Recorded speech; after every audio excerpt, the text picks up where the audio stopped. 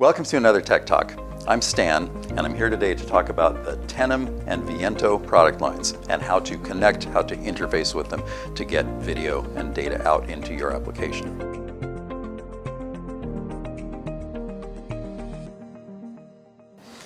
The Tenum 640 and the Tenum 1280 are long-wave 10 micron pixel pitch microbolometer sensors.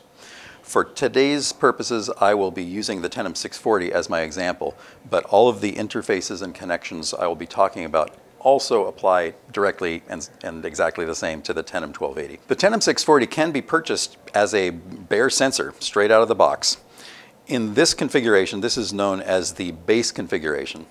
The Tenum 640 has a 60-pin high-density board-to-board connector, and that connector is completely described in an interface document that we can provide you. The interfaces available on this connector are LVDS or camera link, which is a standard industry interface, or there is a single-ended parallel CMOS output available as well with clocks and sync signals and so on.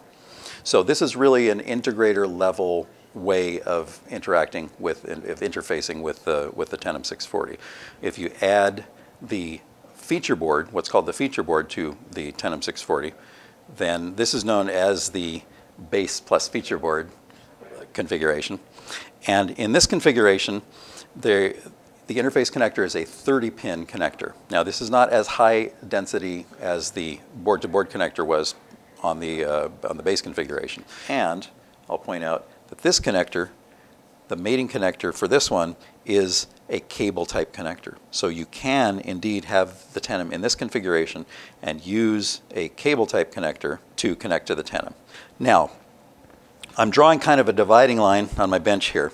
We talked about the Tenum sensor in the base and the feature board configurations. We have developed a number of different backends that can be applied to the Tenum sensor.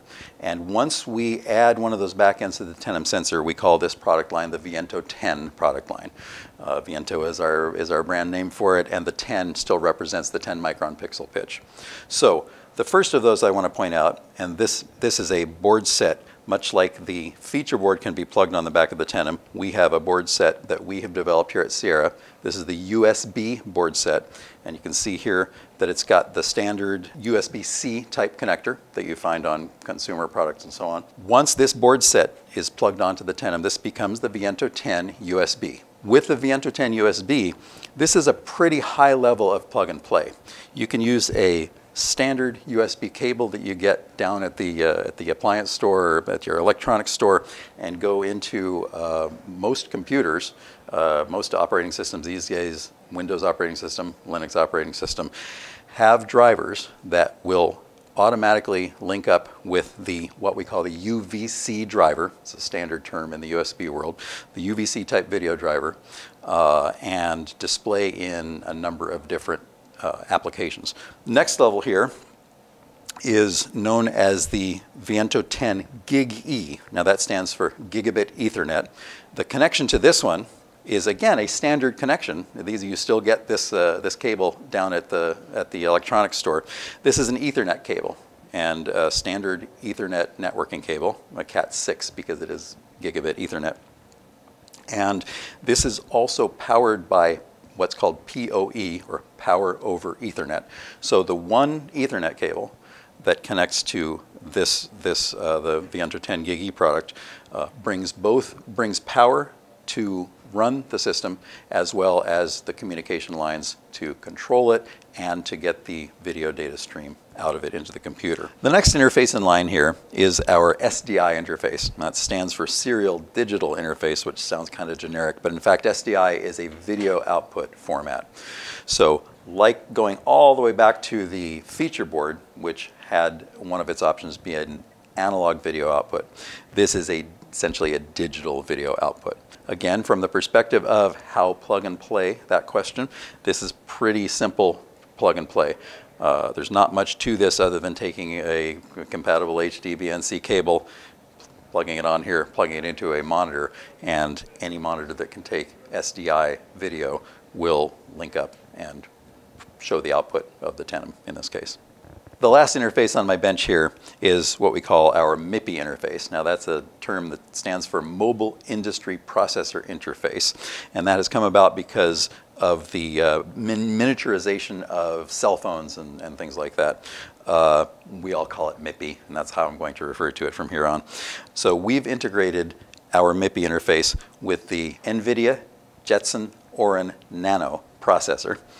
And we provide this, we offer this as a developer's kit ready to go. We've got the drivers already figured out for the Orin Nano, and it's essentially, it's as close as you can get to plug and play, pretty much out of the box working. And then you can take it from there and do further development if you want to on this platform. Other platforms require a little bit more work in potentially driver development, application code development, and again, if you may already be at a technical level where you know what kind of technical development is required for your MIPI endeavor, or you may not be there yet. If you have questions, again, call us and we'll help talk you through that and help you figure out what's the best path. Now, I've gone through all of these describing them with the Tenum 640, a 640 by 512 long wave microbolometer imager. And as I mentioned earlier, we'll come back around now, we also have the Tenum 1280, which is a 1280 by 1024 pixel imager, essentially twice the pixels in each direction. Each of these interfaces that I've talked about previously applies in exactly the same way to the Tenum 1280. Being able to interact with it as in its base configuration mode, adding the feature board so you get the 30-pin cable type connector, adding our USB board set so you get the standard very plug-and-play USB option, the gigabit Ethernet option, the SDI output option if you want to go to a digital SDI type video monitor, and of course the MIPI interface to the Orin Nano. Sierra customers have designed Tenum 640s and 1280s into a large variety of different applications: airborne, ground, marine, fixed, moving, all kinds of different applications.